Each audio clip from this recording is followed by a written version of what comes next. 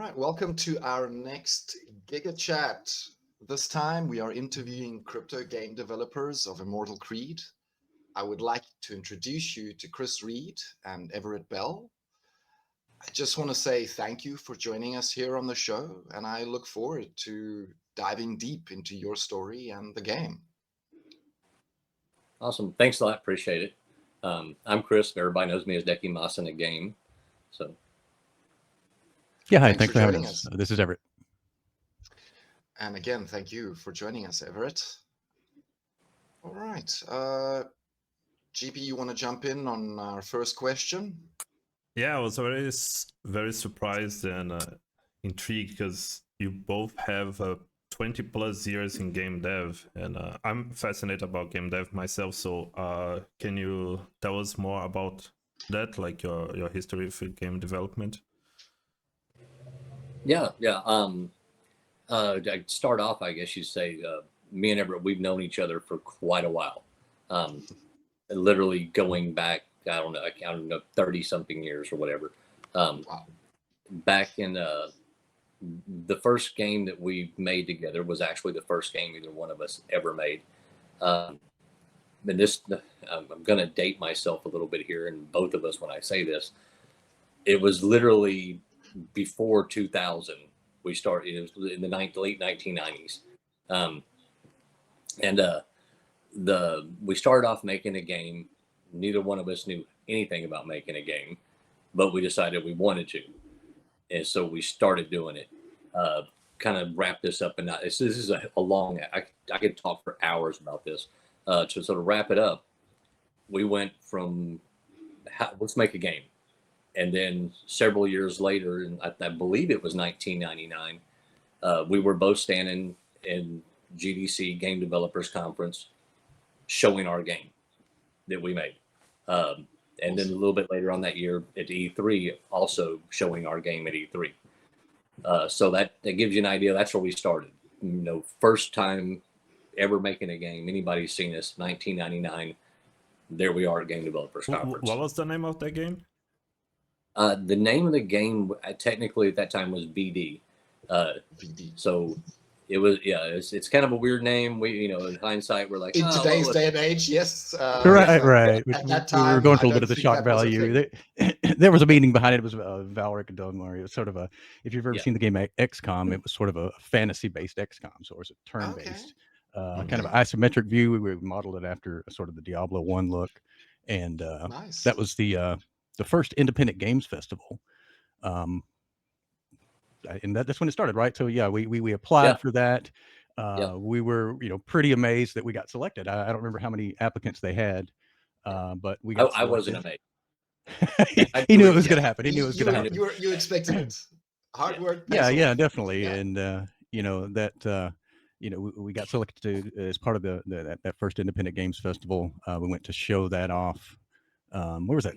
San Jose, I think it was. Yeah, it was San Jose. San Jose. Went out there. So, that was really exciting. That's how we kind of kicked things off.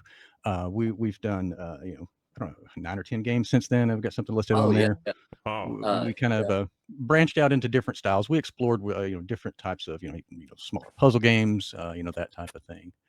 And it was kind of interesting because, that game VD, I had recently pulled out the code and kind of ported it to, modern setup to be able to run that type of thing, just to see, okay, move this forward, that type of thing. And that's kind of, where I got back in touch with Chris to talk about that. And he starts telling me, well, yeah, man, I've got an idea for a card game. Let's talk about this. And so that's really where Immortal Creed started.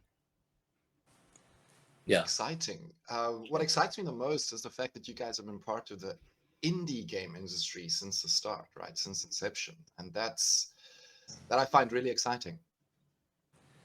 Yeah, indie games are great because it's an opportunity for people like us, like a really small team of people to do something. It's like you don't have to have 100 people on your team like these AAA titles do. Yeah. You just have to have a good idea. Now, you also have to work a lot harder. Well, I mean, I won't say work a lot harder. You have to wear a lot more hats. So you kind of have to be well-rounded. So indie stuff's fun, because small group, small team working together. I think it's probably a lot more fun than working in a large, corporate type environment. Building games. You're more involved. Yeah, and a big lesson there has been understanding and acknowledging our limits, while at the same time realizing how flexible and agile we can be, because we can change faster. There's not a large team to shift in a different direction that might take weeks or months, that type of thing. We've had a lot of surprises come our way, and we've been able to sort of pivot and do that quickly, and I love that aspect of it. So is the team just the two of you, or do you have more people? Do you have contractors? How does that work? It's just the two of us. That's it. That's only me and Ev. And that's pretty much the way we've done. I want to say everything. We have contracted some. I take it back. We contracted out the music that we have in Immortal Creed. Yeah, and some of the 3D models and some of the art Yeah. and some of the graphics, that type of thing. Yeah, there's some things, but putting it all together has been us. Yeah, and So those have been specific kind tasks of get contracted, but in general, it's you guys who are the right, team. right, definitely. Yep, you got it. Great. All right, cool. So Okay. just tell us more. What is Immortal Creed then? Let's jump into the game. Well, basically, Immortal Creed is a trading card game. It does have blockchain integration, and we keep it. The idea, we want to keep it kind of along the lines of like an RPG feel. Like you've got your magic users, got your melee users, you got your range guys and archers and things like that. Fantasy setting, in a world, and that's the idea, the kind of feel for it. But it's really a trading card game. Buy packs, open those packs, you get the cards out. From those cards, you get to select what cards you can play in a battle against other players. We do have, players in there. We have NPCs in the game that you can play against. So that's in a nutshell. That's what it is. It's a trading card game. Of course, so two modes, a PvE and a PvP. Is that am I understanding correctly? Yeah, well, the PV, what we have right now is we have a ranked play, and you can play against players there, but you also can play against the NPCs of the game, which are technically they're to provide liquidity in matches. We have them in there, so you're always going to find a match. You get in there, no one else is on, and we felt that was kind of important coming out the gate, because when you first start off, you may not have a lot of players. We don't want players coming in and sitting there for 15 minutes, an hour, waiting for someone else to play. So we provided NPCs. So when you come in, hey, you've got somebody to play 24/7. Yeah, and we've kind of capitalized on that, with the NPC concept, or call them bots, what have you, the system controlled opponents. In addition to those being available, if there's not another player in your same rank or near your card power that you're playing or something like that, we actually kind of enforce playing against an NPC on a regular basis. And I don't know if you've gotten into the game yet. There's ranks, there's rank levels. At rank levels 1 and 10, you're always going to play against an NPC. And those are sort of kind of the gatekeepers at both ends. On the front end, we kind of get a feel for what cards you have, what you're going to play, so we know better how to match you against a live player. And then at the top end, we make sure you're playing against a really strong opponent before you can make your way to the next rank. Gotcha. It's like a stat check or a ready check. Can you Right. face the next challenges? I like that. Yeah, and it's a little bit of a win farming deterrent as well. If people have multiple accounts, that type of thing, and want to just constantly match against themselves, throw a match, that type of thing. We right now, even in the intermediate rank levels, you are forced to play every other match against an NPC at least. So, and that's specifically a bit of a win deterrent. That's something we're looking to maybe adjust, that type of thing. But we want you to fight a variety of opponents, that type of thing. Yeah. And like Everett said, as we get more players into the game and there's a lot more going on, we can adjust that number. We can make it to where you don't have to play the NPC every other match, because you will have more players to automatically match up with, So, Right. And we even if we adjust that in the middle, we'll probably kind of leave the things on the end. Those are working really well to kind of control, the access between ranks, that type of thing. Cool. And I saw on your website you guys mentioned in some places that the game is Web 2 and Web 3. It's kind of like a hybrid. Can you talk more about that as well? Yeah. So the idea we had was we wanted to be attractive to players that had not played a Web3 game. But we also, I've been playing Web3 for a while now, playing other games like Splinterlands, some Lost Kingdoms. I've played a few others like Gods Unchained.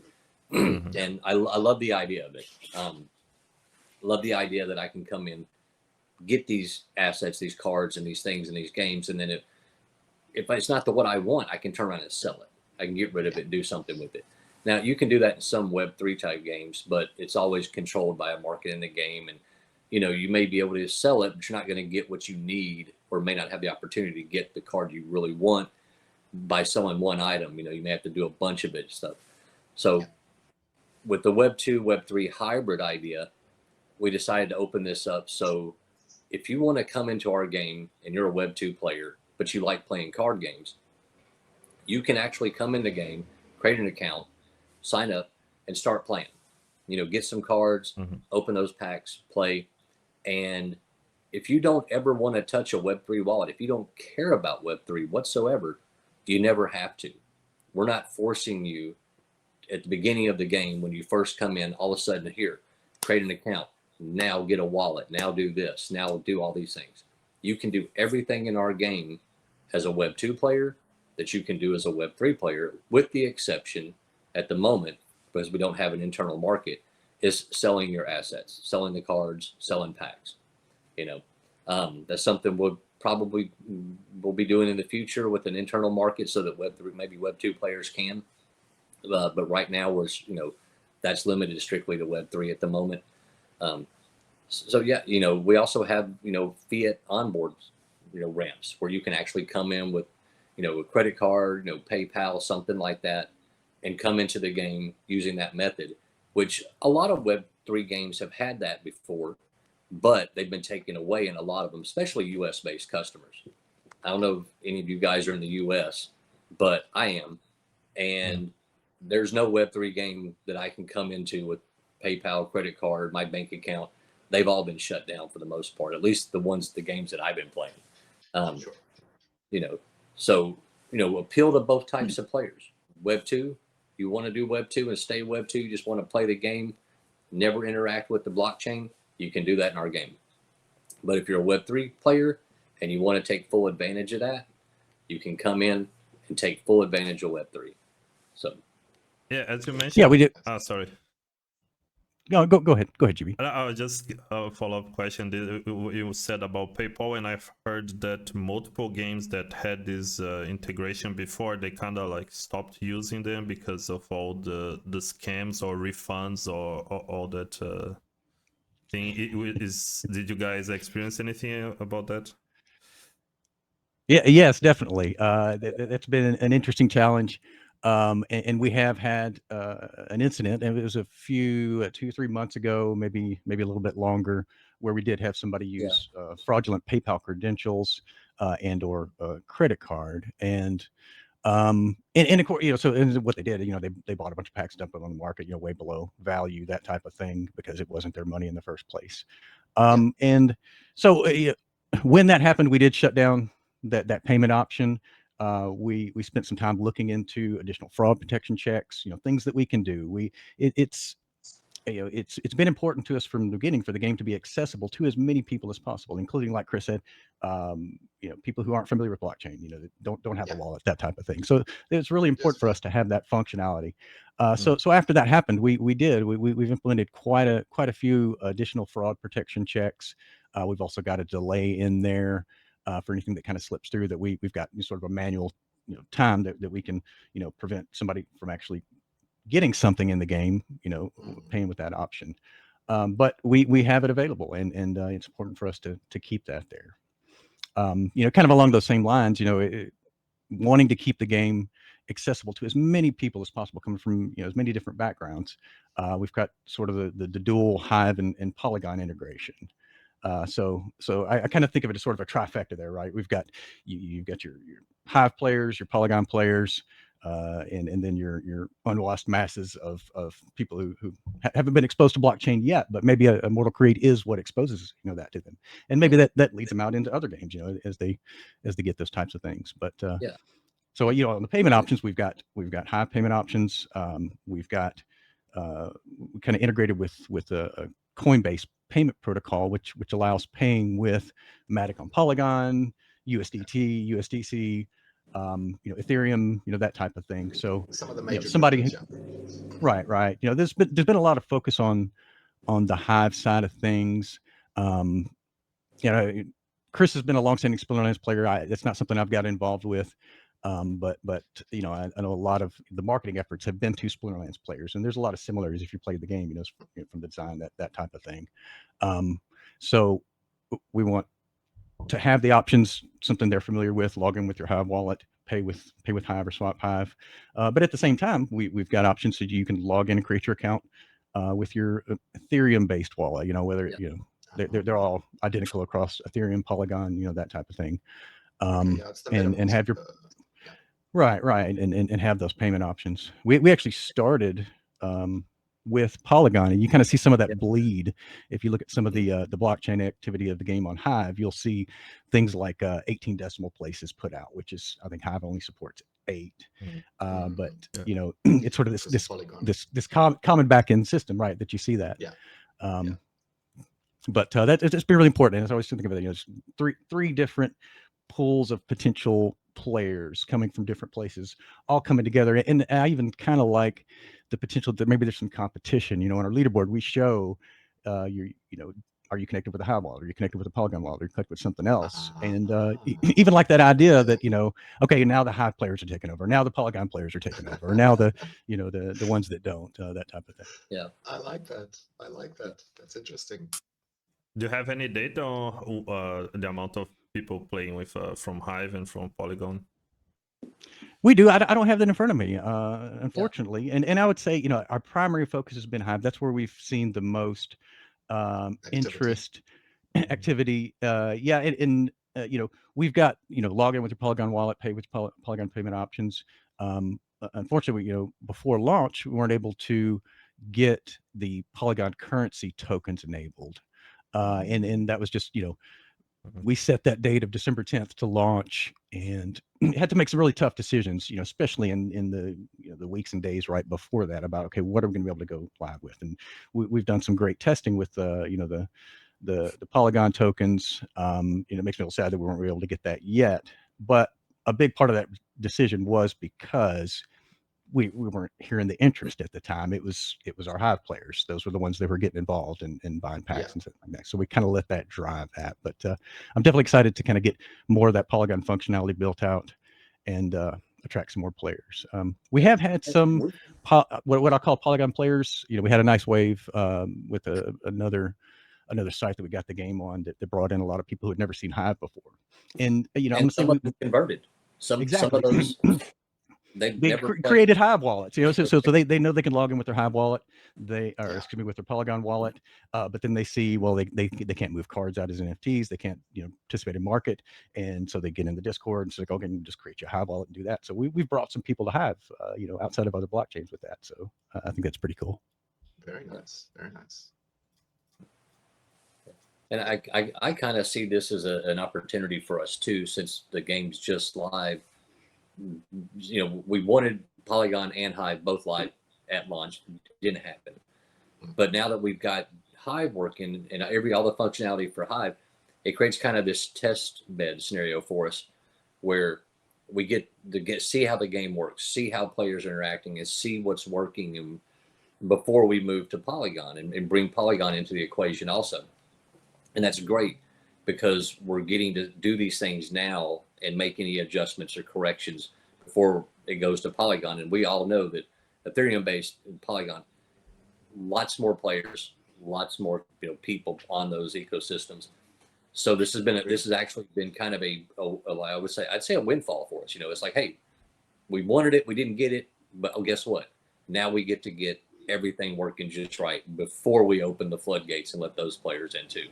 Yeah, That's how I at it.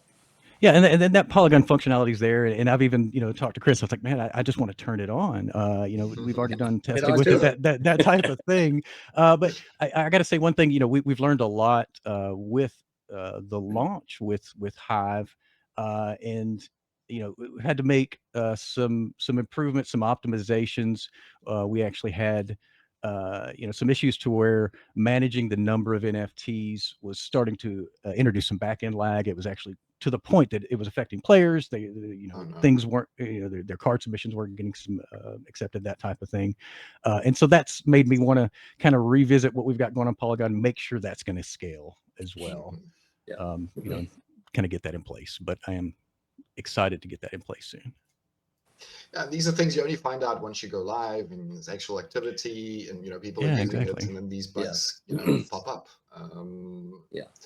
So kind of a blessing in disguise. Definitely. All right. Okay, actually, I want to touch a bit.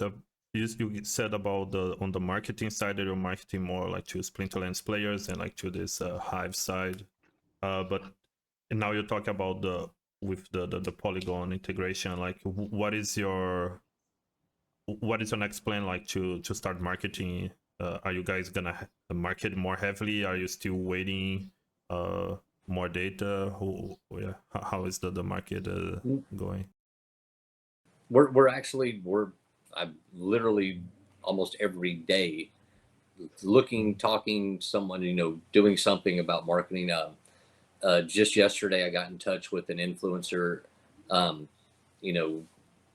type influencer. He goes out there and he's primarily, Spanish speaking. So he's going to hit that market, that niche of the market, of those type of people. In the past, we've done things, and I'm gonna give a little shout out to some of the people that have helped support us. Bulldog, from Splinterlands, Bronze Dragon from Splinterlands, and also Infidel.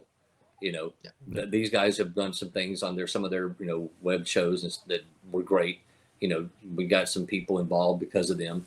So I'd like to thank them for talking about us, and then in you guys right now. Talking with you guys, this is going to, give us some kind of exposure like that.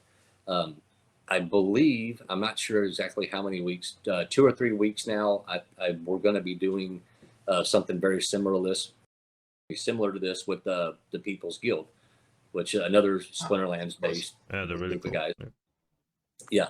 So we're going to be talking to those guys and doing kind of the same thing. We do have some other things in mind, more influencers, more things like that. We have talked to some actual marketing agencies. That'll probably be a little bit further down the road, because when you start going to marketing agency guys that are going to handle your Twitter account, social media, and all that, they're going to handle contacting influencers based on the markets that they think you're going to hit. It gets a little pricey. We're not quite there yet. Those agencies can take quite a bit, yes. Yeah.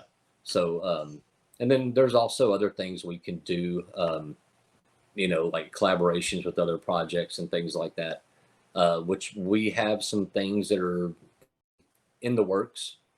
Now, I'm not going to say too much about it, because if you throw things out before it's going to happen, expectations, and you don't want to, throw something out there and it doesn't happen and everybody gets excited about it. But we're working on stuff like that also. Yeah, that's cool. I one follow-up question about this, because I'm really curious, because we personally kind of experienced a little bit of this stigma that people have against Web3 or crypto in general, and if you guys are trying to onboard Web2 players, we're wondering like if you guys experienced any of these stigma of people saying people skeptical if it's a Ponzi or if it's a scam, or especially like with all the media talking about I mean since like Terra Luna, FTX, that kind of stuff. How you guys did you experience any You of know, this? yeah, in a small degree, yes. I mean, we've had players that have come to the game, seen it, played it, liked it, but then really, really never got into it. As you would think, okay, here's a new player. We do have every week we have new players that find the game, and they sometimes stay, sometimes they don't. And we don't know what their reasons are behind that, because there's no really communication between a browser interface and us, so we can only guess at that. But for the most part, the players we have are they're pretty much Web3 players. They understand it already. Those guys, we don't really have to do much convincing to them. But like Everett said, we've had some Polygon players come over, and how experienced were they in Polygon before? We don't really know, but they came over. They made a Hive wallet. Now they're playing, and they've been playing for months. So that's a good sign. Yeah, but still crypto. Coming from crypto. Yeah, and we talked a little. I don't, like I said, I don't have the data on the breakdown between the types of players, but definitely the number of players who join with either Hive or Polygon, Ethereum based wallet, is much larger than the number who haven't otherwise. And we're still trying to kind of push that out. And I've got some people that I know that aren't into crypto or blockchain that have gotten into the game and bought packs and that type of thing. But that's still a much smaller percentage of the players that we've got right now.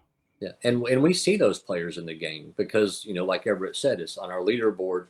It shows if you're signed up, and you're playing with Polygon Wallet. It shows if you're Hive, and then we also have players that we've seen on there who don't, and that generally means that they just came from the web, started playing the game, But like Everett said, there's quite a few less than those than there are people who do have a Polygon and a Hive, and you can even see it too when you're playing a match.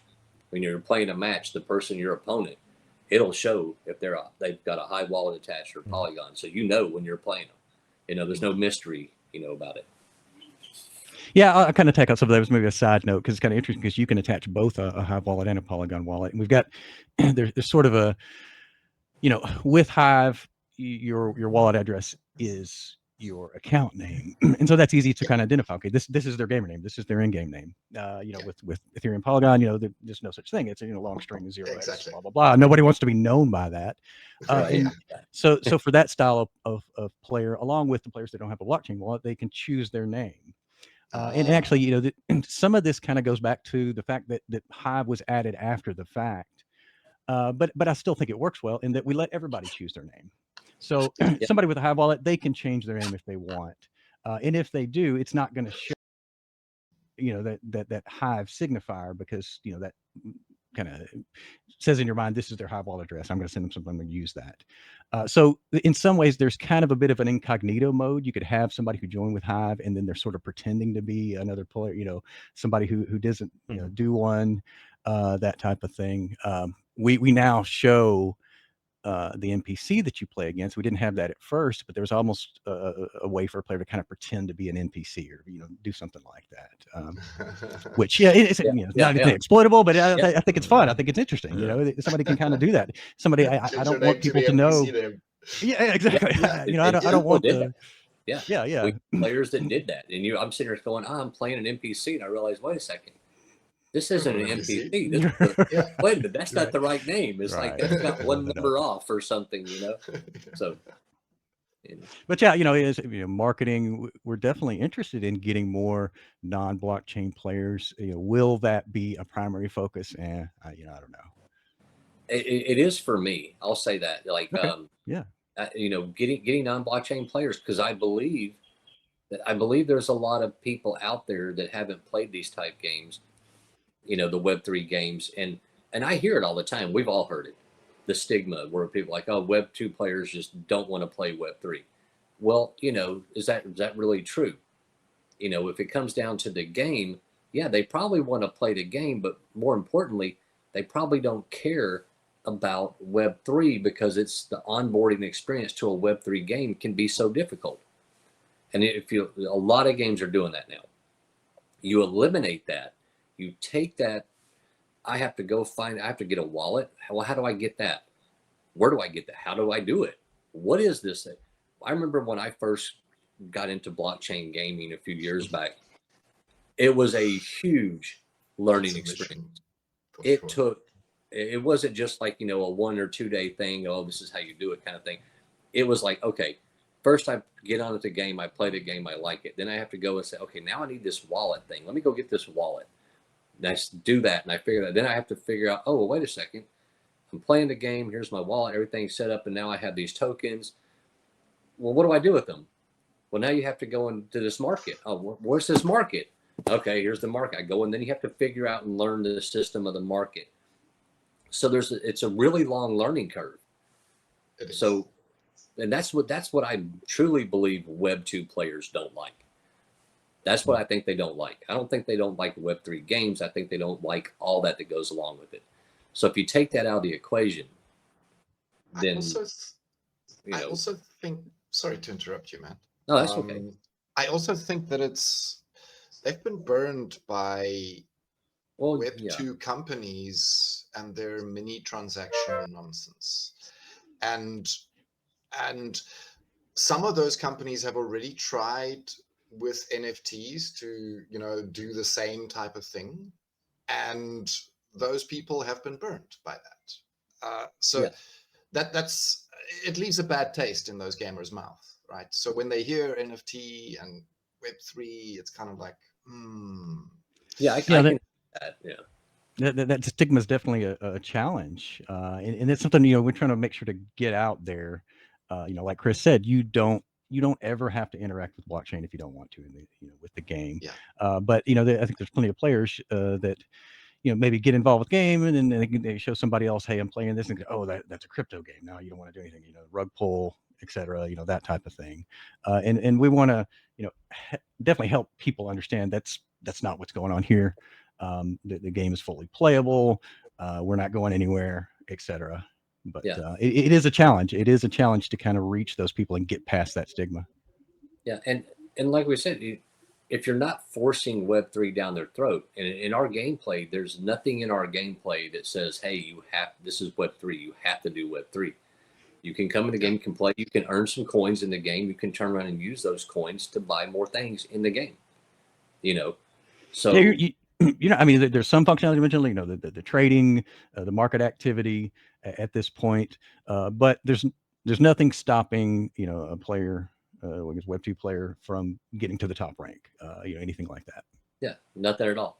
Yeah, you can do it just as easily as a Web3 player can. Okay. Yeah, I really like your approach of, and some other games, Splinterlands kind of does that as well, to some extent, which is to onboard the Web2 player, right? And they're still doing the Web3 kind of in a way behind the scenes, right? So when that player is ready to transition to Web3, you just kind of like, okay, let me connect to my account, let me transfer my assets to this chain or the other chain. I like what you guys are doing. I think that's good, but I also want to acknowledge that eventually, I mean, not eventually, but as I said, like the players can get to the top of the leaderboard, right? But if they want to experience a lot of these Web3 properties, like I don't think there's any way to simplify that, because like they need to be the owners of the asset, like, so they're gonna take the full responsibility, they're gonna be in control, so eventually they're gonna need to transition, right? So I just like that you just hold until they are ready for that. But let me know. Sorry, go. I'm sorry, I don't mean to. There are some companies out there now that are actually, not really addressing the problem, but they're making the right moves to address this. Polygon is doing this with some of their things. Coinbase is coming out with their self-custody wallet. What is it called? The smart wallet, and it's something that all you need is a Coinbase account. And some people may be involved in crypto, just like stocks, trading crypto through Coinbase or something, platform like that isn't that hard. You basically put in fiat money, you get your tokens, and you hold them. You sell them when you think the right time to sell. But they also have this wallet now, and some games are actually going integrating this in there. It's all about the infrastructure. Web3 games aren't going to move forward and get past these hurdles without infrastructure that allows this kind of seamless transition of people to go, this is my bank account, this is the game I play, and this will come. It will come because there's money to be made there, and there's people that are going to take the time and invest in to do these things. We're still really young in Web3 gaming. There's a lot that needs to happen, and then once the infrastructure gets there, these things will happen. It'll become closer and closer. The Web 2 and Web 3 will come together. Yeah, but that's a bit of my concern, is that I think, as you mentioned, like a Coinbase wallet, in a way their solution is like you're trying to hide like blockchain, like you hide in this complexity, which is good as a transition period, but I still believe that the solution is like you still need to educate people, because like eventually they need to, because like if it's not their keys, like kind of like not your keys, not your coins, right? So eventually they need to get to that point. But if you keep like in this like convenient way, but then you don't hold your keys, and then eventually, I don't know, now probably like with Coinbase, they probably like require some KYC, and if it's not your keys as well, I don't know, you can get banned in the game, or you can, there's all these things that you don't fully, again, it's not truly Web3 as the No, you're right, but there's also this realization that some people don't want to, and some people will never ever want to know about keeping their own keys. When just like putting money in the bank, most people just want to put the money in the bank and know it's secure and safe there. They honestly don't know what happens to that money. They really don't. Just as long as they can go get it when they want it. There are some people like that, and I think Web3 gamers are a little bit different. The Web3 people, we want to know the ins and outs. We want to learn how the systems work, and some people don't. And I think because there are people who don't and will never want to, we will need those kind of things. Where that, like you said, where it comes closer together, it will be needed. That's what's going to take, They want the convenience. They want the convenience. Yes. Yeah, absolutely. Yeah. And those type of people, they remain those type of people until one day they go to the bank and find themselves not able to take out their money. Yeah. Sorry, And then suddenly they become, oh, hang on a second. These crypto guys were talking about being the owner. Maybe I should actually pay more attention here. But that's what it takes. It takes something like that. Yes. For people to convert, and some people see it and they just see the opportunity in it and say, hey, wait a minute, I can do something and this is mine. I own it and I control it. Some people love that. I like that. I'm pretty sure you guys like that too. So those people, when we see that, we're like, yeah, this, no one else gets to touch this but me. Yes. We like that, but to bring those two kinds of people together, there has to be something in the middle, and I guess that's what I was trying to get. Sure. Yeah. Sure. And that's one of the core things about the design of Immortal Creed. We wanted to be that transition. Yeah. We wanted to allow people to learn about blockchain through the game, and then explore and adapt it because they like the game and because they want to do more with it, and because they want to take ownership of their assets out of the game. That type of thing. Exactly. Yeah. Just do it at your own pace, not do it because you're being forced to. I think that was kind of our idea, Cool. I want to transition on this topic about like asset ownership as well. Because I know multiple games, they that especially in this transition as it's like hybrid model, and that players are still getting banned for violating stuff like terms of service, or for cheating, for botting, for hacking. So, but it's kind of contradictory, right? Because like, how can you be in the ideal scenario? How can you be Web3 where you own your assets, but if those assets can be taken away from you, or if it's permissionless, but you don't have, you cannot play the game. Can you tell us more about like how does Immortal Creed handle that? Like, do you ban people, and yeah, how does that work? Okay. Yeah. Yeah, we do have terms of service that we have to follow, but we have to. This is typical for any. If you're going to run a company, and you're going to handle people's assets and things like that, you're going to have things like in place. You know, there's legality there. You know, you're going to be liable. Someone's going to be liable, so you have to have these things in place. So the terms of service are going to be there, and we have actually disabled accounts before for violating those terms of service. And you know, there's this push between, asset ownership, decentralization, and there's a push against what we have to have in order to operate. So like I said before, you've got to meet in the middle somewhere. With that meeting in the middle, there has to be rules, and we have to establish the rules, and players have to play by it. So there's a lot to cover here in what you asked and said. So I'm trying to think of how to complex question. Get this all out. I guess, first things first. Yes, we have disabled players before for violating terms of service. Do we want to? No. We want everybody to play as much as possible. And it takes a lot. It really does take a lot for us to do that. Now, when you own your assets in our game, you own them. You take them to hide. That's the ownership part. When you're playing with them in the game, you have to bring them into the game server. You're basically putting those into the game so you can use them.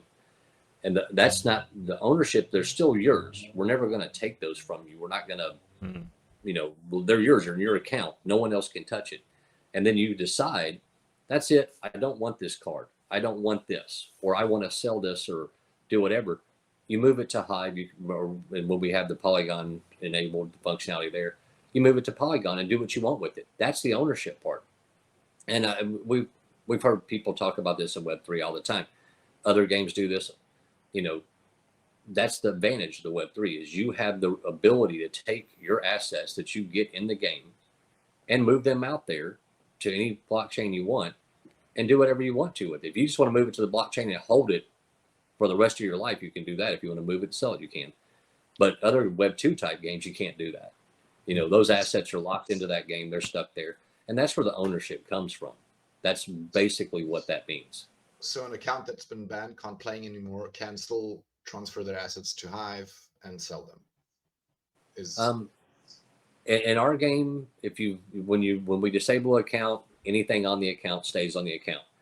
And that's why I say we really go to great lengths before we actually will disable. I mean, there's a really long process that we go through. It's not a quick, oh, hey, this guy did something, turn stuff off. We check things, we do multiple things. We double check, cross check. And then before anything happens, me and Everett get together in a meeting and we go over this, all the data, all the things we've collected, looking at screenshots of things, all this stuff, and go, okay, yeah, this is clearly a violation. It's a repeated violation. We're going to do this. The way I look at it is because this process sometimes it can take a month, a long time.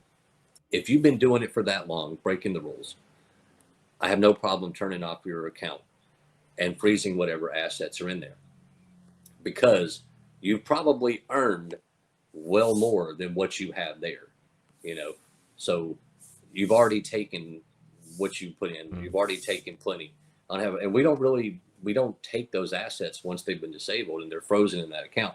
We don't do anything with them. They're there. Interesting. To us, they're pretty much as good as burnt.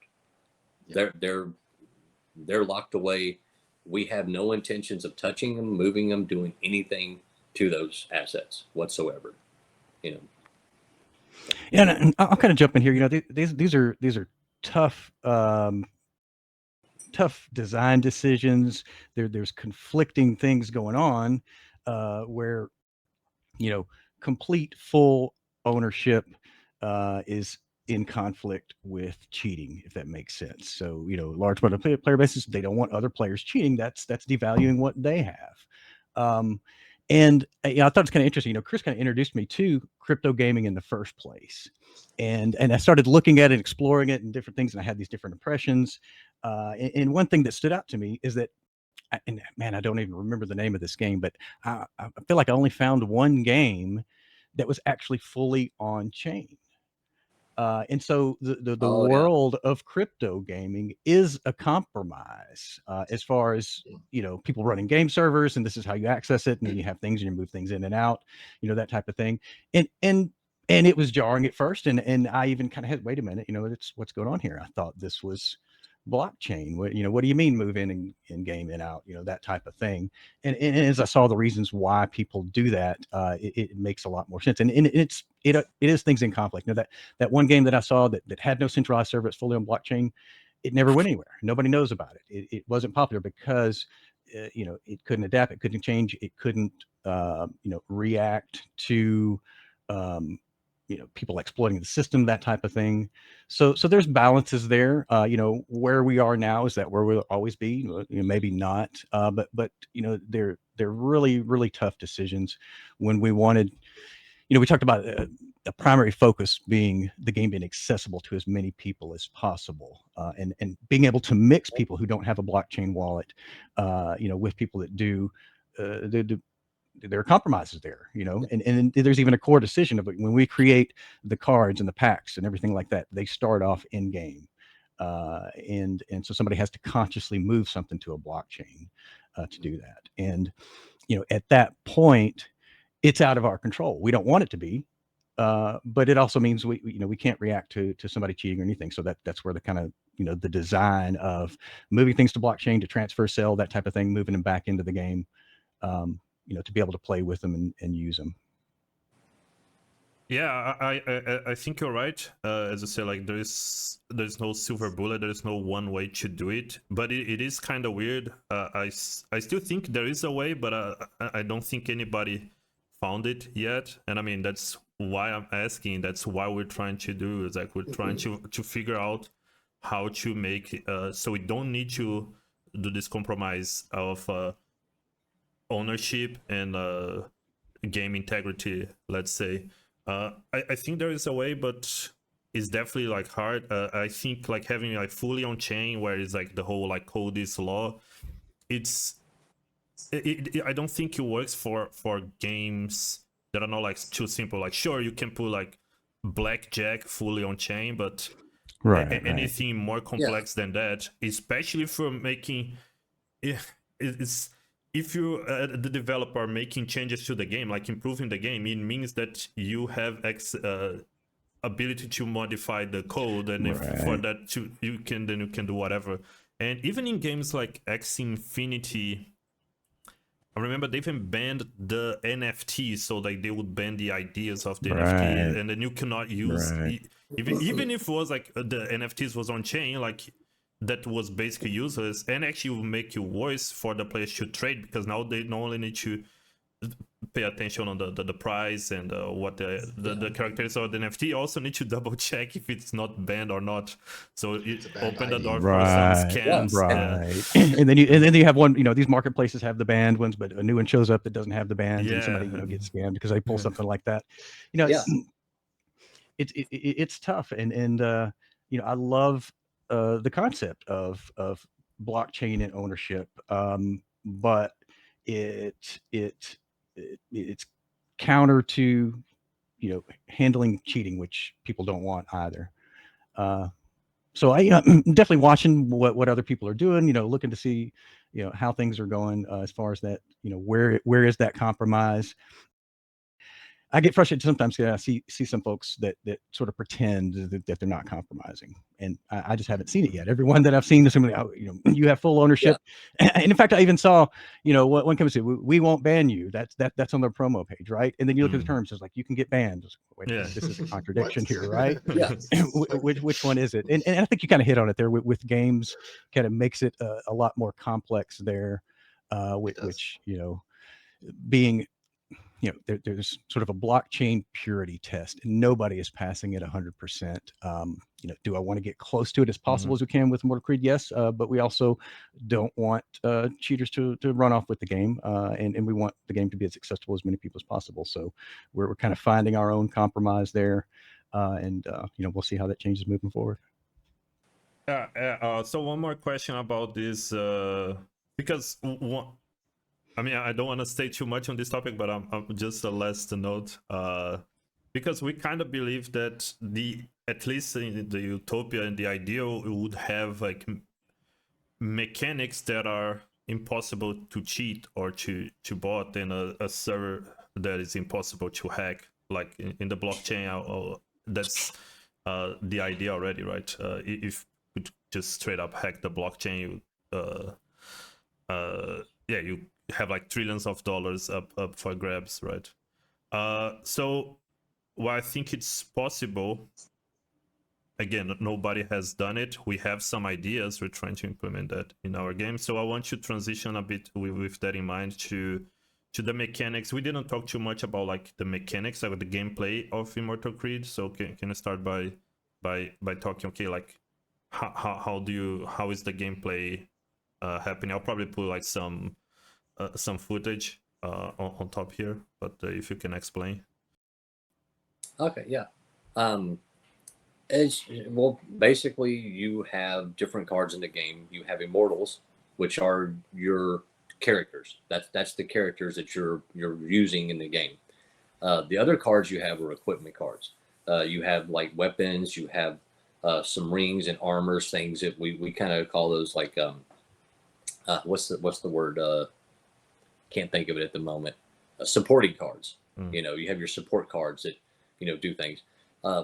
Immortals, every immortal in the game has an ability, something that they can do that the other ones can't. It may be an increase to damage, maybe an increase to hit. It may be an increase, like one of them, you have heals, they can heal themselves. Some people have resistance to poison. And these mechanics are also implemented on some of the cards, some of the equipment cards, and some of the supporting cards. They do these same things. So your idea is you're given a location, a rule set, so to speak, and that's where you're going to be fighting this battle. Your opponent has an immortal, you have your immortal that you choose. You're going to go head to head. That's it.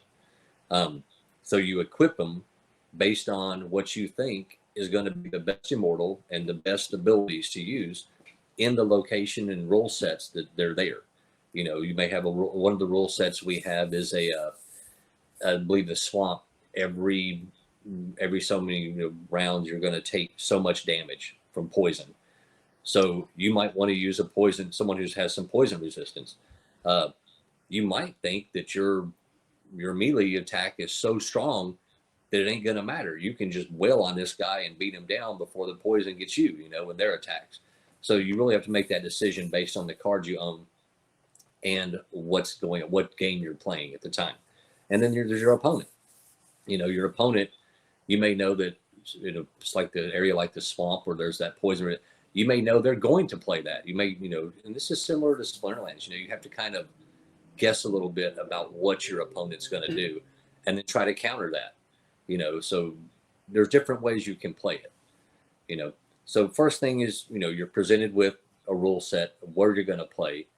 You look at your cards and you choose your immortal. And then once that happens, it's displayed on the screen. You get to see what you're playing. You get to see what your opponent's going to play, what immortal they're going to use. After that, it changes screens and you go and you select your equipment. So you get the opportunity to see what they're going to play. You may have thought they were going to play that resistant to poison immortal, but then they decided to change up on you and play magic instead. But that doesn't mean you have to play magic. Just because you put the magic immortal in there, who's got the bonus to damage on magic, you can totally go with a whole different rule set. Like you can totally change it. And this is we kind of like the idea of this is in some games, if you choose like a magic using character, you have to use magic and you're forced to use that. You can't use like melee weapons, or you can't. In our game, you can use anything you want. It doesn't matter what it is, you can use it. You just may get more benefit out of using the other type that your character is like, supports it. But if you might want to throw your opponent for a loop and say, you know what, they think I'm doing this. I put this immortal up there, and they think I'm going to come at them with this type of damage. I'm just going to go and use all this other equipment that's completely different and use all magic on them. And they're expecting a melee attack, and so they put in a defensive lineup. We have one card that's it's an epic shield, and it does magic reflect. So if you strike at this epic shield, you're going to take damage yourself. And if you think your opponent's going to play that, and you're thinking, oh, I showed a magic immortal, well, what if I just went with an all range lineup? And that takes that shield partly out of the equation, and that may be part of their offense or defense. And now you just go around it. There's a lot of intricacies in the cards, how you play them, and even the order that you play them in matters. We have cards that aren't just like, we have 1-turn cards, we have 2-turn cards. And sorry, this is going to take a while to explain this, but it's kind of in depth, Each round is divided up by turns. There's X amount of turns in each round. And then each turn is divided by seconds. In a certain rank, say you have 1 immortal card you can play and you have 5 equipment cards you can play. So you can choose to play 2 of the 2-turn cards that take up 4 of those slots, and then a 1-turn card. And the 2-turn cards actually do a little bit more damage. They're bigger weapons.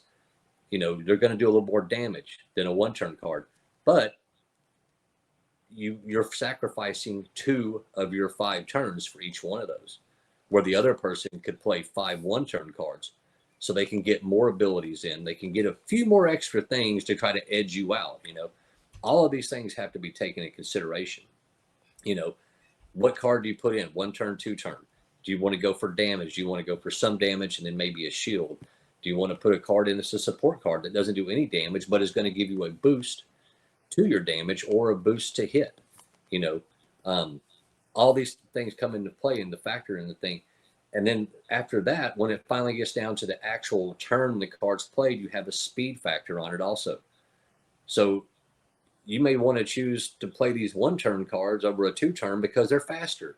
You can get your strike in before they do, and you may be able to win. I've seen so many games come down to the very last turn to the second, where one person hits the other guy before they hit him and win the game. It happens a lot, and everything leads up to that. It's about that. There's a lot of strategy, and it's about figuring out what cards to play, where to put those cards, and in what order also. If you really get into it, you can find some neat stuff. I don't want to sit here and tell everybody how to do it. Outwit, outplay. I mean, yeah, that's the fun of the game, that you figure that out. Sure. Yeah, there's a lot of nuance there, and a lot of that strategies isn't obvious. I found it really fascinating after we launched, watching what I'll call the best players. Oh man, and something that stood out to me, was that the best players countered every card. Right. They and this kind of gets into, okay, you don't necessarily counter everything that's on that everything. And it's not always sometimes it's done on a 1-to-1 basis. Okay, I'm going to get this shield and it's going to stop them from getting this hit off, which is going to prevent them from stacking, buffs, that type of thing. But also even I'm going to play this card because it's going to reduce all of their cards, or I'm going to pick this immortal that, against what they're going to do. And those players really stood out to me. A lot of those things aren't obvious. We've had some suggestions to kind of enhance the tutorial to get into some of these strategies, because some people get in and they say, oh man, I just throw my most powerful cards out, and it's just whoever has the most powerful card. But there's a lot of nuance going on in there that it's been great seeing people really pick up on these strategies. Yes. We want to as we introduce new game modes, I'm really excited about getting more player on player action with tournaments and things like that, and even card power controls, so that these these best players that are best at strategy will pit them against each other and then just really see who comes out on top. Yeah, because we have, like I've said, when we first turned the game on, we've been testing it. We've been playing it against each other, and we were playing the NPCs and doing all that. And we figured out our strategies and what we like to do. And the greatest thing about it is there's really no wrong strategy. Like everybody said, you can go in, just go straight for damage, and just beat on somebody, and it wins. It will win. Not all the time, but it does work. If somebody counters it, then it doesn't work. Right, exactly. Somebody watches that and they see what you're going to play. They're watching, they see your last packs, and they go, okay, this is how this plays, and this is what I'm going to do to counter it. And it's just amazing to think something. And definitely, within a month, there's way better than us. Hands down. They picked up on these strategies, and it's been fantastic to see. Yeah, I personally love this type of gameplay. As I say, like, so not only you have all these cards, and then the synergy between, in this case, like with the immortals and the equipments, the synergy between equipments and equipment, and you need to figure out like strategies to do, like the turn orders, the equipment orders, and playing with the meta. You have this like guess what your opponent's gonna do, and on top of that, you have this like the layer, because it's of the market, right? So sometimes you can go for, it's not just the best strategies, in a way it's like the best cost-effective strategy, right? Because like cost-effective, it's not just getting like the best cards and the meta strategy. Sometimes you go to this like cheap of meta things, because even if you're losing a little bit more than the best player, but it's still you just spend like way less.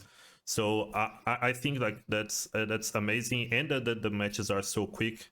Yeah, I really love it, but I do have one problem with it, and one question. See how you guys handle that, because like while this is great and all, it's sometimes it can feel a bit like rock paper scissors. And also it's very easy to automate, right? Because like once you have, let's say you can come up with like 4 or 5 different strategies, right? And then in theory you could just have a bot spam, just cycle these strategies. So what do you think about that? Are you planning to improve on the mechanic to or yeah, I'll just let you guys speak, I guess. Yeah, absolutely. I mean, if you look at the game, take some things into consideration here first. It's new. We've only been out for a few months. We do have, I think everybody even mentioned earlier, new rule sets we're coming out with. We come out with new locations. Those will improve gameplay. Those to address the whole gameplay. It's like it can seem simplistic or kind of like a coin flip. The more you get in, the more things become more niche, where you have to figure this out or do this. So that will come in time, just like any game. It has to be developed, and then over time with different game modes and things like that, you'll also have increased playing styles and things of that nature. And of course, there's addition of new cards. We're still on the first set. You can add new cards in, and that can we've seen it in Splinterland, so I don't know how many times now. You drop one card in there, next thing you know, everything's done. Everything's completely different, so those things, those can happen, and they will happen as time goes on. You had like 3 different questions in there, 3 different areas to talk about. Sorry, I keep doing that. That confuses me. I get on one and I forget what the other 2 were. Complex questions. Yeah, exactly. So you have that, and that I think the other thing you had mentioned is like since it's easy to play botting. Well, we do have things in place. We have a Cloudflare that basically comes in, a service that we use, and it's pretty good at detecting some things. We also have things in place behind the scenes, and I'm not going to say what all of these things are, because if I give away the secrets, then people know how to get around them, right? Of course. So we do have things in place, and we have mechanics in place. The way the game actually works. that actually not going to prevent it 100%, but it's going to slow things down. And when it comes to things like botting, cheating, all these kind of stuff, people have said it forever, and some people don't believe this, but it's absolutely true. You can't stop it completely. You can minimize it. You can really minimize it, bring it down to a level so that it's just not getting run away with. So that's what you're aiming for. And we have things in place that actually bring things down, slow things down, and make it to where you can't just completely hammer all the time. You can't just come in and do these things. So we do have safeguards in place and measures, mechanics to address those things. Like I said, I'm not going to talk about it. It's one of those things, I'll just say we have it, yes, but not going to say how we're doing it. I hope that's a good enough answer on that part, because that's pretty much all I'm going to give. And a lot of things on the design, there's limits on how much you can earn, and so somebody running away with automation is not going to be able to earn more than somebody who is playing on their own. And when you kind of get into that, having to counter what your opponent's doing, different things like that. No, it's not impossible. It makes it more difficult. And a lot of things we focus on that are deterrents to make it more resource intensive, make it to where somebody has to spend more, to try to pull those things off. And that's something that we'll always be evolving with and growing, with the things that we're seeing, that type of thing. Like Chris said, we got some of the basic, humanity check, that type of thing, that, we know people can pay to get around those, but that now you're at the point, okay, no, it's just widely open. Anybody can do anything. Now you're really having to put resources, into it. And I know as we grow, we're probably, we'll grow more attraction to people running botnets and different things like that. The core game design is not going to let anything, either a player playing 24/7, that has everything down versus a piece of software. It's the same kind of concept there, is that there's limits on how they can pull that off. So that somebody who doesn't play as much can still compete, can still, earn as much, that type of thing. Yeah. And that was part of our design too, when we first sat down and we're talking about this, was we wanted people to be able to earn. And like Deb said, we have limits in place. And though you can't just come into the game and earn continuously, that's a great thing, because like you just said, that puts you at the same level as anybody who can sit there. If you can only come in and play for 1 hour a day, someone who can play 24/7, no one gets to run away with more. Having those limits in place. And also, like Deborah said, also checks those botnets from being you can't come in and do that. You can only go so far with it. You can only achieve so much. Those limits actually help me, bring things to a manageable state, Yeah, I guess the way they would scale is more with like multi-account. It's not just scale vertically in a single account. But in this case, they would miss in the leaderboard rewards, right? And actually, I'm curious. So how fierce is the leaderboard competition? And let me jump in there real quick, because I was actually thinking about commenting on this with what we were talking about. Okay, so the leaderboard in Immortal Creed is cosmetic. Okay, and this something, even though we limit the earning, we don't limit the playing. So people can play as much as they want to. And the leaderboard is simply a stacking of number of wins across the season. So it's not competitive in that way. It's competitive in who wants to spend the most time and win the most. There are no earnings. Right. And there are no rewards for that, because specifically because of that, because there's no limit to somebody being able to play and go into that. So it's a different style leaderboard than you might see. And I think that throws people, maybe coming from Splinterlands or other things like that, is there's different meaning behind this. It's cool to get your name up there. It's cool to see Hive players, Polygon players, or somebody else, doing that. They're doing it just to get on the list, right? They don't earn anything from that because it's so easily gamed. It's just you play as much as you want, you win. I like that. Although I know it throws, people coming from Splinterlands, and we've had, we need to get leaderboard rewards, and I'm like, no, this is great. This is how we want it. Maybe we'll show the rank. Maybe we have some other style leaderboard that matches what you're expecting. But that you're seeing there is just who's playing the most, who's winning the most. Gotcha. Okay, I see. Yeah, that's interesting because you can definitely go both ways. So if you have even like games like Web2 games, like I don't know, League of Legends, right? Like there's no play to earn, but people want to climb just for Exactly. Just like be there. to know that they're The getting better, status. right? And for the status, right? As a personal chat. But on the other hand, as well, that's a good place to put rewards because then it's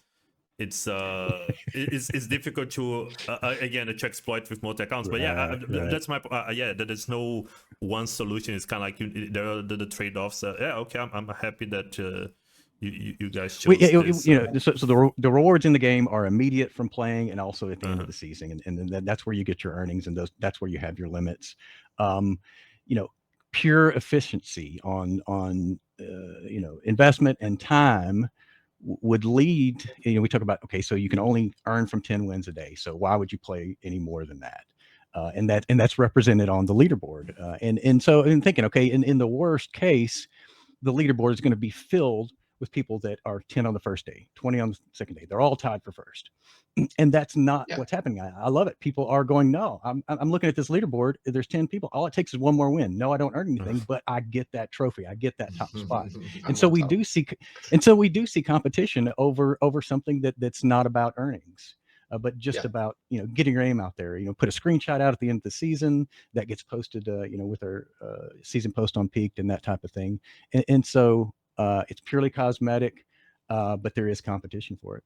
Yeah, and eventually that doesn't mean that we're not going to have a leaderboard with rewards. It's just something additional. It would be on top of what we've got now. Yeah, we just need the systems in place to where it's something that can't be gamed and can't be taken advantage of. And this is something that can be done with a tournament, some kind of style of tournament or system like that, where, it matters then, and that kind of, to me, that makes that a little bit more important. It's like, not only are you like, here's a leaderboard that anybody can get on as long as you put the time, you put the effort in, you get your name on the leaderboard. That's great. That's wonderful. But here's one where you don't get that opportunity. It's like, it's literally about how good you are, how well you play, so separate those two a little bit. So if you can do both of them, hey, you're showing everybody that you're the number one person.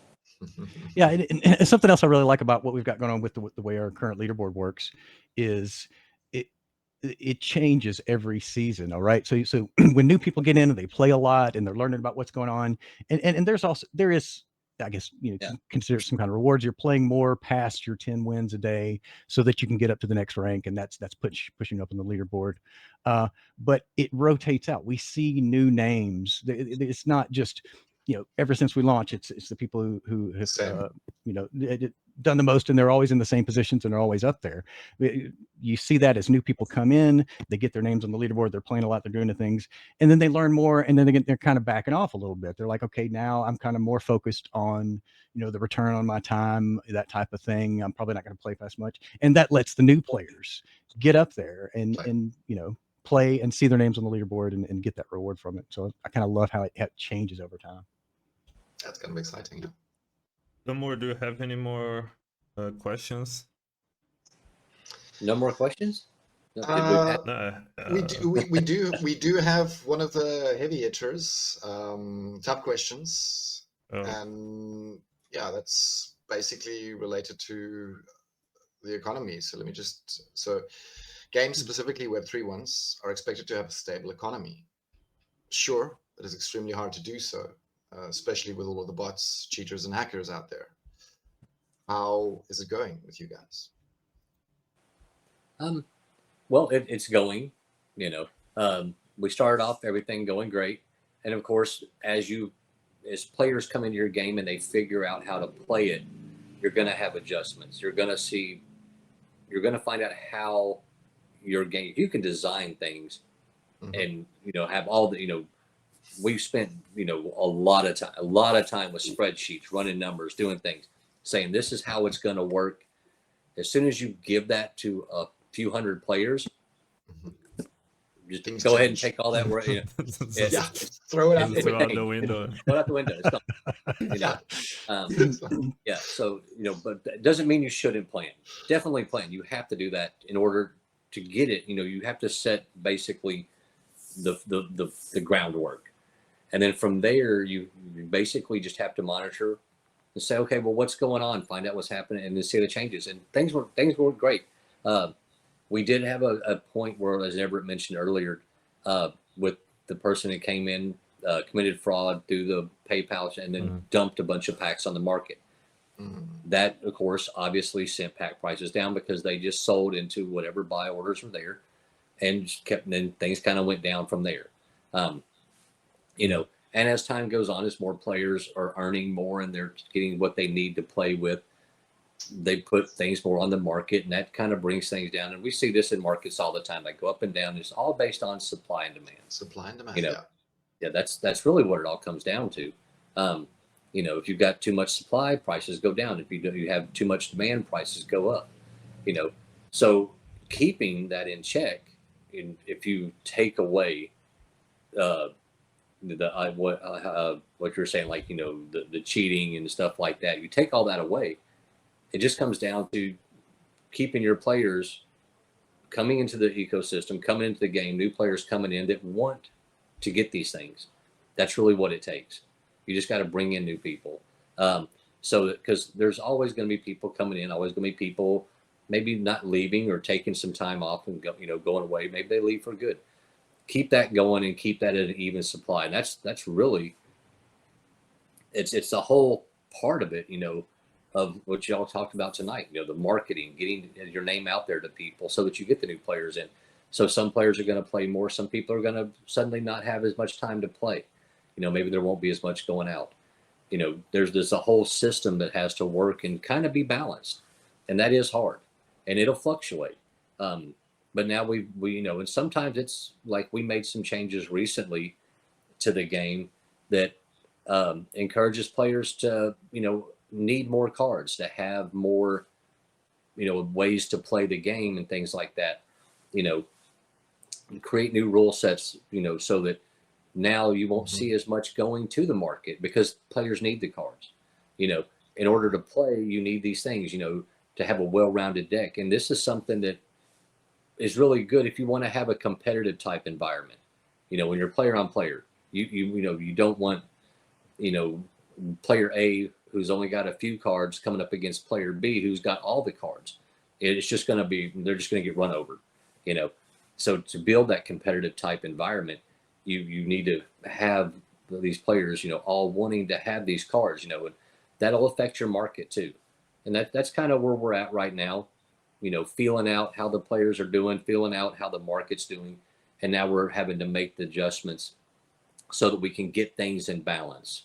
And that's pretty much what it comes down to, I think, with every game is, keeping it as balanced as possible and always making the adjustments that you need to make. So. Yeah. And I find it really fascinating, interesting to watch what players are trading things for outside of the game. And at the same time, I make a conscious effort to separate that from decisions about the game, if that makes sense. There's so many different ways to game markets, and especially with the size we are, somebody could come along and really just throw things out of whack, and we don't want to react to that. And something I've talked to Chris about before is it's up to the players to decide what they want to trade things for.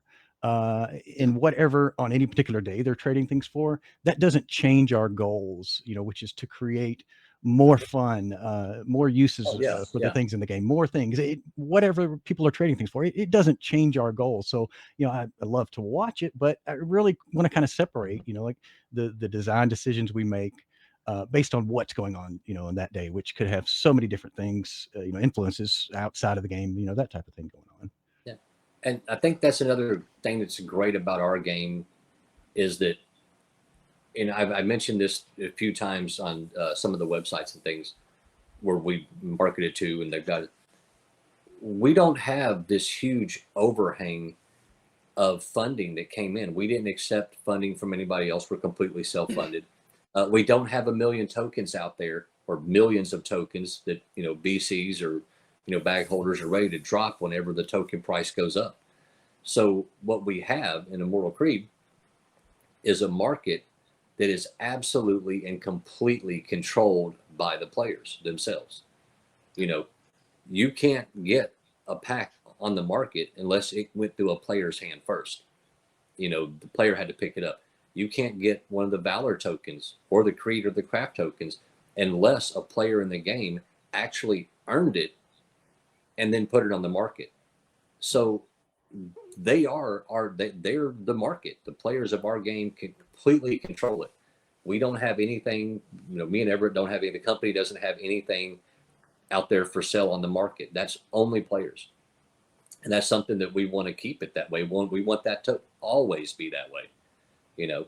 So that to me, that's a little bit more personal. When I have something, you know, I'm a player, I'm playing the game, and I earn something from it, and I know that I'm the only person that can put that out there. Me and the other people playing this game, you know. Now you can go buy it from another player, hold it for a while, and then do something with it, but it has to come from through a player's hand first, you know. And I think that may be a little bit unique in the Web3 gaming, because how many games you see, they're always, you know, putting tokens out for initial investors and stuff like that, and we're not doing that. Yeah, that's awesome, and I'm almost like instantly inspired by you guys, right? Because like for me, it's fascinating that you guys managed to maintain this indie status and say like not taking VC money and not, and all the strings attached that comes with that, and as I say, and not mess with the in-game economy and market, and just let it be like player owned. But I'm kind of curious now, like, so how did you guys fund the game? I guess especially your first game, is it the VD one that you guys talked we about? sold our kids. Okay.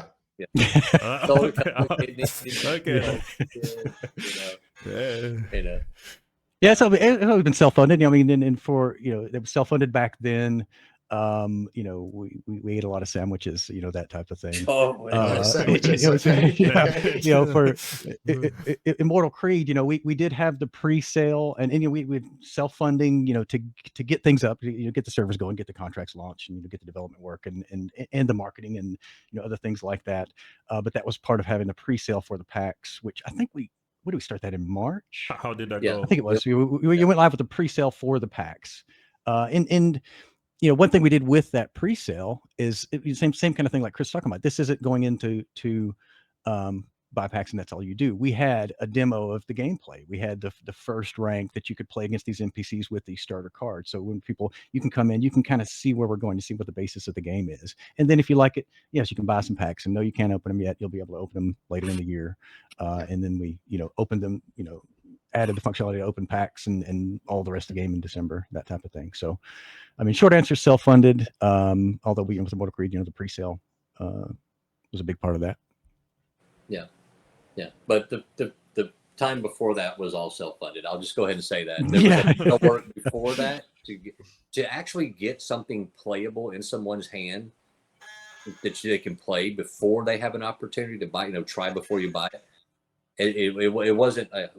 Last month we started making this. Here you go. It was a good bit before that all those things were happening. Servers were running, you know. So yeah, it's usually how it goes. Work's got to be done before the pay comes. Exactly. Yeah, and then there's a lot of challenges there, you know. Yeah, I'd imagine. But you know, like you said, there's no outside influence that anybody has a financial investment in the development that we feel obligated, you know, to do what they say because they give us a lot of money, you know, anything like that. We're guided by what we want to build, you know, melded with what we're hearing back from the players. So you know, there's tons of ideas. We're never going to be able to implement everything we want to build. We're never going to be able to implement everything that every player wants to build. But we are focusing and looking at suggestions that are, you know, being made to us. You know, getting these things in updates where they make sense, that type of thing. We've got a lot more of those. You know, even player suggested things that we're looking to get in there. Our players have some great ideas. They do. They have some great ideas. Yeah. You know, we implement them as every chance we can get where it makes sense or where it works. Sometimes things don't always work, but where it does, we do. In fact, I would say, shoot, man, I'd say almost a majority of all the updates, besides the updates we had to make where bug fixes or something that was wrong, like a little something. So besides that, all those other updates came from our players. Somebody said, hey, it'd be cool if you did this. It'd be cool if you did this. We really want to listen to our players. Of course, they're our customer. They're the people who are playing the game. So yeah, and even some of the priorities of which bug fixes, what's affecting people the most, that type of thing. But as far as functionality, and we've got a long-standing one right now. Transferring cards through Hive is a one-off thing, and there's a lot of the back end that's already built out. It's built to scale into doing multiple at one time, but it's not something we've been able to get into production yet. Which kind of makes me sad, and I know a lot. It's just a constant thing, and people are asking about this. Hey, this is just such a pain to move one card at a time. It's convenient. It is, a badge rather than one at a time. Yeah. It is coming out of our top 3 things on priorities. That's on there, and I'm excited to get that out for people to use. And as far as like what gets done too, sometimes it's about priorities. Sure. When priorities can change really quickly, sometimes almost daily. One day everything's fine, everything's perfect, and you're like, guess what's next on the list? Multiple card transfers. 2 hours later, everything shut down. Suddenly that's no longer an issue. It's like suddenly it's not number one anymore. Something else is, and that happens a lot, so, but get through things and get back to what people want, get back to the things that are priorities, and we will get that in there. It's coming. I'll say that. Yeah. So much of the back end's already built out for that. And I don't know if I've even talked to any of the players about that the functionalities, it's almost there. You just got to kind of build out really some front end work to get that going. Do you guys divide this? Is one of you guys the back end guy, the other front end, or everyone uses all the hats? How do you guys juggle this? Got kind of mixed. I mean, so I'm really covering the development, about the full stack as far as that goes. Chris is covered. He's the brains behind the design and the vision of where we're going. I mean, I love what he wants this game into. Also covering the entire graphic side of things, along with marketing, along with community management, and as far as shared things, gets into like talk about the business operating. We're talking about working through taxes, that type of thing. We're sharing those. Yeah. And let me, I'm not really the brains behind this, but how it works. Okay. Let me show you how it works. I have this very overactive, like the brain never shuts off. Right. So what happens is I come up with all these ideas, and then I call Everett and go, you got to hear this. And then I talk to him for an hour or two, and he stops and goes, we can't do all that. We can't do that. That's how it works. That's exactly how it works. And then we say, okay, let's just take one of these things and we'll play with it some and see if this works. Because we've got a list of ideas that are never going to happen. We like all of them. Some of them are great. Some of them are bad. I'll admit. I have come up with some bad things too. That Everett literally looked at me and said, "Dude, that's never going to work." But we talk it out. So we're getting together multiple times a week, to kind of just see where we are with things. What each person is doing and moving forward from there. Awesome. Yeah, on being the brains of the operation, we couldn't help but notice that your name is Chris Reed. Oh, no. Immortal Creed. Is that by coincidence? Yeah, no, that's completely by coincidence. And I remember having this conversation.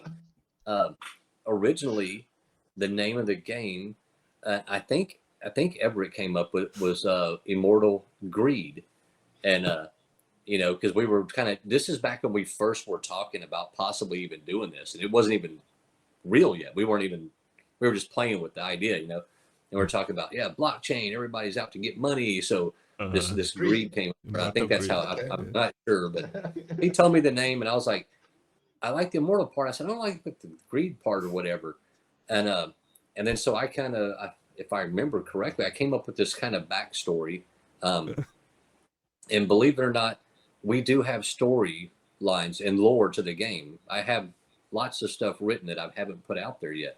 Some of it's not finalized or finished, or reworded properly, but I have a lot of this stuff, and some of it is, and I came up with the story of the background of like, how like the world, the setting it's around and what happened and how, from the past to where current player is playing.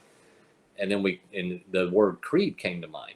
And we were like, yeah, that would kind of goes along. Why don't we call it Immortal Creed?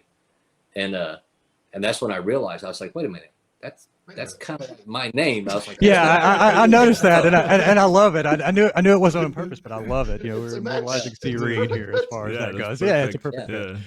And I loved, we've adapted. The creed has become one of the tokens that you get for burning the immortals, and it's just worked out great. Yeah, but yeah, nowhere near intentional. And at first I wasn't too fond of it. I was like, oh, we got to find something different, man. Something else, a different word. Yeah, it's worked great. But it didn't really work out like Immortal Everett. That didn't sound as good. No, that's a ring to it. So, yeah, nice one. Yeah, don't change it. It's good. I think that's all. Anything else you guys want to share that we missed? For me, I'd say, the things I'd like to, if I were going to speak directly to a player themselves, is first off to let them know we are here. We're on Hive. You can currently come in and play the game. You can transfer assets to Hive. You can do all that. For a Polygon player, I'm not sure how many you guys, if you have any Polygon players, that the contracts are there, the tokens are there, but the functionality will come soon. Excuse me. Other than that, come in and try the game. You can actually come in and try we forgot to mention, you can play the game for free. You literally can come in, just sign up and play, try it out without ever buying anything. You're only going to progress so far. You're only going to stay around novice rank. But that'll give you a feel for how the game plays and stuff like that. And if you like it, then go buy some packs and go play, So we're here and we want to spread the word more about, we want people to come in and try it, come into our Discord and, give us feedback on it. Even if you don't ever play the game, just come in and say hi, talking to guys like yourself, other influencers or people.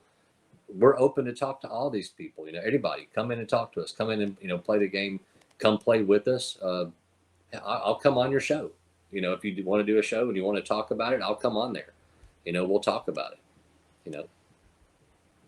Awesome. And from your side, Everett? Oh boy, on the spot. I can't think of anything off the top.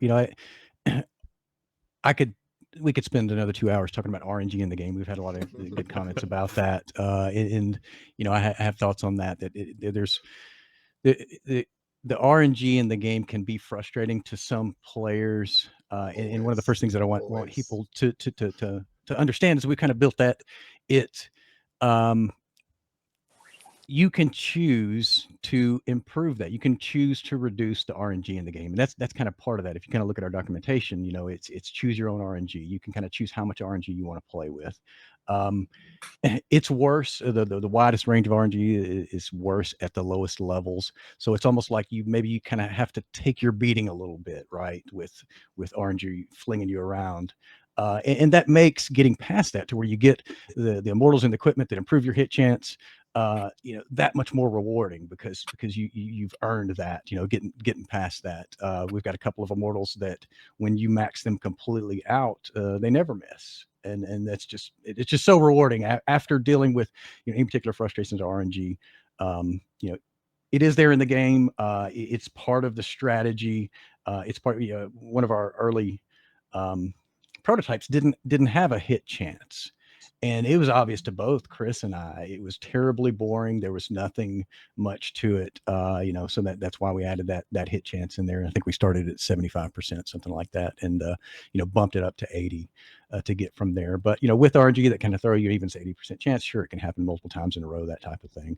But, anybody having frustrations with that type of thing, it gets better. You can choose to kind of reduce that if you want, and that's kind of part of the strategy, of the game. It's even up at the highest level to completely take it out of the equation to where it's strictly about card power and strategy at that point. So Go ahead. Sorry, go ahead. I just wanted to like the whole. you know, some of the most fun games I ever had playing our game was when I said, you know what, I'm gonna go with the least amount of hit I can do and the widest range of RNG. And let me tell you what, some crazy stuff happened. I was just like, oh my God, I'm gonna lose. Okay, I'm gonna lose. Oh, I'm gonna lose again. Right. Those were the most fun Right. matches I ever had. I was like, oh, Yeah. I didn't know. It was just a toss. Like I'm going, oh my God, I'm gonna win. Now I'm gonna lose. Now I'm gonna win. And It's brutal. that can be fun in itself. Like Yeah. Sounds like a Yeah. roller coaster Yeah. ride. It And it that can is be fun. like from there, and it's there for people that that want to play like that, and you know, if it's not, you don't have to, and even as we kind of get more modes, more competitive things, we can kind of gear those towards people who may or may not like, But RNG in it. But on this RNG topic, I have a live suggestion here because I see yeah, multiple crypto casinos that do this, but I don't think I've ever seen any crypto game doing that, which they have like this like provably fair, right? So you can there is a way for you to guarantee that that the roll was fair, right? The RNG was fair. Was not, no one is out to get you. No one is there is no bug in the code, so you can see that the roll was fair. And sure, it's a little bit more complicated behind the scenes, which is like involves you like with like hashing stuff. Like the server shows the hash first, and then the client chooses the seed. I mean, I'm not gonna get into the details, but my point is like there is a way to have a provably fair RNG that's really interesting. Badge. I've seen things that are kind of using blockchain based RNG, based on the hashes of previous, Yes. transactions using Merkle roots, what have you. And I find that really interesting. It when we talk about one of the compromises of us having a game that's not just Web3, we can't rely solely on that.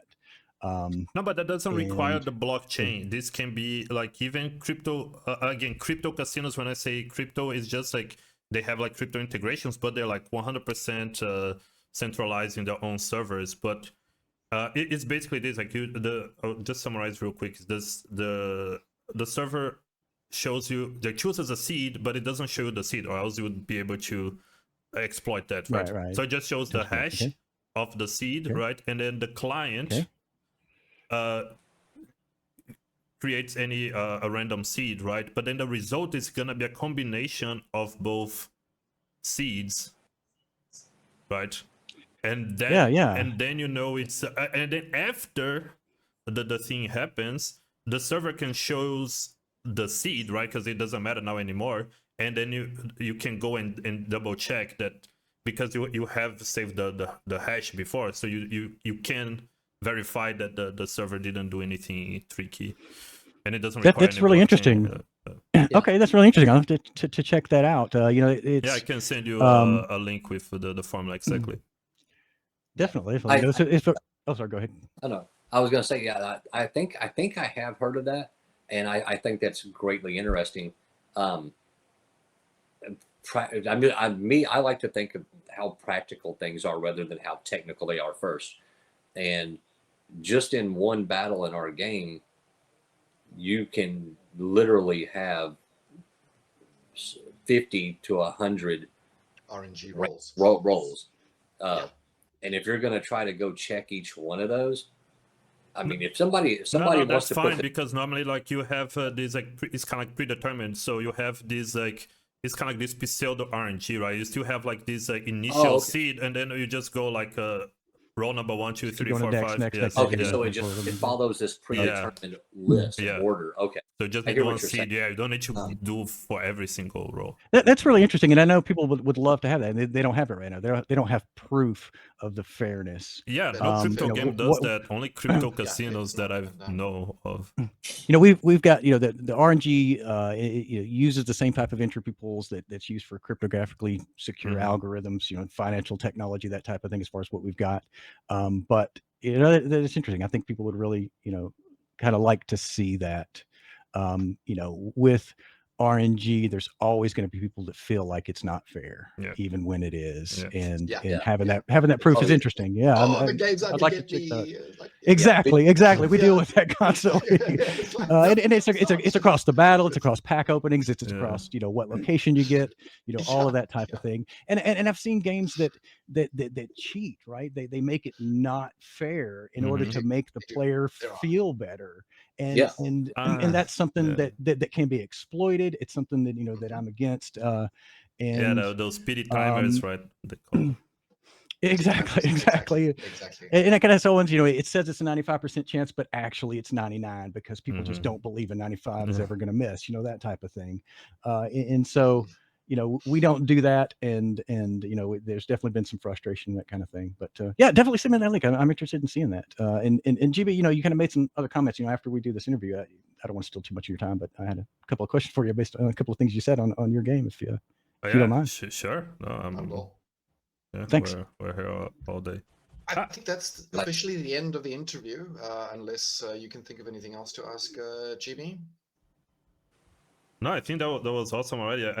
Again, not gonna lie, this was super inspiring. Like having like two guys like indie doing like the full crypto game with no VC, with a cool game, like a nice start already. Like that's awesome. Yeah, so if anyone listening, I go check it out, Immortal Creed. And as they say, like you can play for free. This is not a sponsor or anything. Again, like just I like where this is going. Like me and Damour talk all the time. Like it's just finding these projects that have like their heart in the right place. Let's say it is like we were talking about, like this interview, like with all the scams and the rug pulls, or just. But like, yeah, seeing you guys like indie with your name out there, like doing really putting the effort, really trying it out. Yeah, I think that's amazing. Like nothing short of amazing yet. Thanks so much for having us on the show, guys. Oh, thank you for great. joining us, guys. We will be sharing the links down below in the comment section. So do check out the game, guys. Thank you so much for your time. I know. Thank you, guys. Appreciate it very much for having us on, man. Look for maybe we'll do it again sometime. For sure. Would love you have you guys back for a second interview. All right. Take care. Thank you, everybody.